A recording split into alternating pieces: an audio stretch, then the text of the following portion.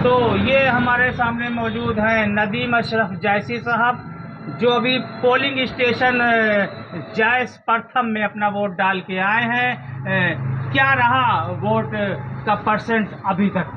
देखिए, vote percent बहुत speed से बढ़ रहा है। 35 से ऊपर निकल गया है अभी, जैसा उन्होंने बताया हमसे। तो हमें लगता है कि जितना यहाँ वोट पोल होता था उससे ज़्यादा वोट पोल हो जाएगा जायस में, क्योंकि तो लोग अभी तमाम बूथों पे शिकायत मिल रही है सवेरे से ही। फड़ पे पुलिस किसी को जो है रुकने नहीं दे रही थी, और जो है ये पोलिंग स्टेशन राजकीय इंटर कॉलेज के सामने कांग्रेस का बूथ लगा था, उसके आगे बीजेपी का जो है फड़ लगा हुआ था। लेकिन यहाँ पे भीड़ देख के पुलिस ने ऐसी जो है पिटाई की है डंडे से कि कई लोग उसमें घायल हुए हैं, और महिलाएं भी सुरक्षित नहीं रही, वो भी जो है नाले में गिरी है, ये सुनने में आया है। क्या कहना चाहेंगे मैं आप? जैसे ही पहुँचा, जब तक वो जा चुके थे, पुलिस फोर्स यहाँ से जा चुकी थी और 2 महिलाएं नाले में गिर गई। असलम अंसारी साहब जो वो सीनियर लीडर भी हैं, जी जी 70 जी। साल से ज़्यादा की उनकी एक उम्र है। बुजुर्ग थे, उनकी उंगली उंगली फ्रैक्चर हो उंगली गई। फ्रैक्चर हो गई है। एक शमशाद जो एजेंट था उसके पास सारी चीज़ें मौजूद थी, उसके दोनों पैर पे और दोनों हाथ पे लाठियों के निशान हैं। एक मौर्या नौजवान है, उसको मारा इन्होंने।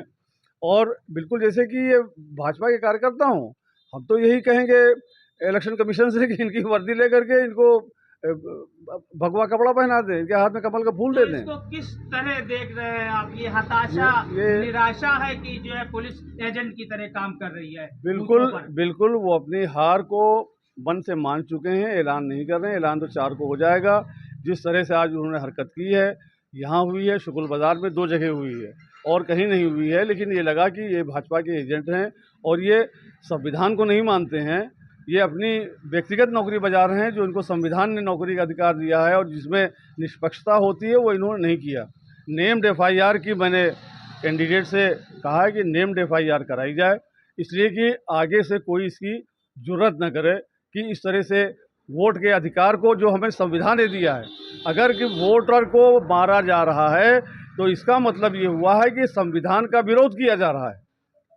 ये हमारा कर्तव्य है, तो संविधान ने हमको अधिकार भी दिया है वोट डालने का। जी जी जी, बताएं। तो जो ये अधिकार है वोट का, ये संविधान ने दिया है। अगर इसको कोई रोकने का प्रयास कर रहा है, इसका मतलब वो संविधान का विरोधी है। संविधान के विरोधी को क्षमा नहीं करना तो चाहिए। अभी अभी ठीक 2 बजे अपने पोलिंग बूथ पे जायस प्रथम प्राथमिक विद्यालय वोट डाल के आए हैं। पहली प्रक्रिया क्या होगी आपकी? मैं खुश हूँ। मैंने देश की में एकता, अखंडता, नौजवान बेरोजगारी, मैं किसानों, महिलाओं और देश की एकता और अखंडता, आपसी भाईचारा के नाम पर मैंने वोट किया है।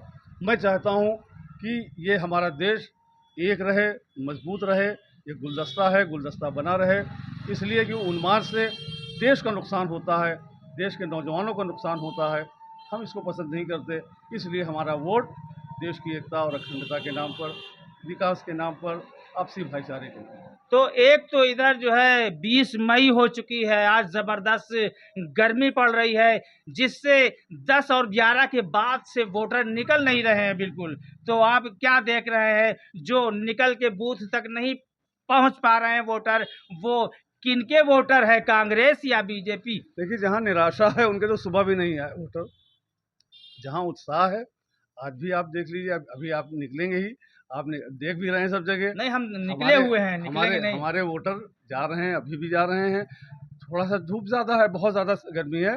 3 बजे से आपको लंबी लंबी कतारें दिखाई पड़ेंगी सारे बूथों पर, और ये वो लोग होंगे जो भाजपा की निकम्मी सरकार को हटाना चाहते हैं। तो आपके हिसाब से जो है कितने परसेंट जा सकता है अमेठी लोकसभा का जितना वोट पड़ता मतदान? था, जितना जितना वोट मतदान प्रतिशत होता था, उससे आगे रहेगा। क्योंकि अगर एक तरफ निराशा है और भाजपा के वोट नहीं पड़ रहे हैं, तो एक तरफ उत्साह भी है, उनके वोटरों की संख्या बढ़ रही है। तो क्या क्या देख रहे हैं बदलाव आप, जो राहुल गांधी के सिपाही हैं किशोरी लाल शर्मा जी, उनका मार्जिंग क्या होने जा रहा है 4 तारीख को? किशोरी लाल शर्मा जी जो कि सिपाही हैं राहुल जी के, कांग्रेस के इंडिया गठबंधन के प्रत्याशी हैं, उनके द्वारा केंद्रीय 10 वर्ष के मंत्री की जमानत जब्त होने जा रही है 4 तारीख को।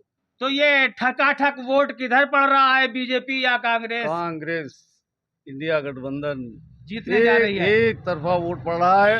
मेरा अंदाजा है कि 60 और 40 का है। लोग तो 65 और 35 भी कह रहे हैं, लेकिन मेरा विश्वास है कि 60 कांग्रेस। तो आखिरी सवाल हम करने जा रहे हैं, पता नहीं आपको पसंद आए या ना आए, लेकिन सवाल करना चाहिए क्योंकि आप पार्टी के हैं, तो आपका भी यही कहना है कि सवाल करना चाहिए। तो देश का प्रधानमंत्री कौन बनेगा 4 तारीख के बाद? इंडिया गठबंधन का होगा, और इंडिया गठबंधन एक है, यहाँ पे कोई असमंजस नहीं है। और मेरा अपना व्यक्तिगत विचार है कि राहुल जी सबसे अच्छे कैंडिडेट हैं। मेरा व्यक्तिगत विचार राहुल है। जी को प्रधानमंत्री लेकिन बनाना चाहिए, और केजरीवाल जी को क्यों ना बनाया जाए? केजरीवाल जी उसके लिए तैयार हो रहे हैं। केजरीवाल जी उनको पूरा समर्थन दिए हुए हैं। केजरीवाल जी कांग्रेस के लिए उन्होंने वोट मांगा है, गुजरात में भी, हरियाणा में भी, दिल्ली में भी। वो हम लोग सत्ता के लिए नहीं लड़ रहे हैं, आम आदमी पार्टी सत्ता के लिए नहीं लड़ रही है। गठबंधन तय करेगी कि किसको प्रधानमंत्री पार्टी की बनना हैसियत है। से मेरा कहना ये, पार्टी के पदाधिकारी की हैसियत से कि गठबंधन तय करेगा कि कौन प्रधानमंत्री होगा। और इस पर कोई असमंजस नहीं है, कोई दुराव नहीं है।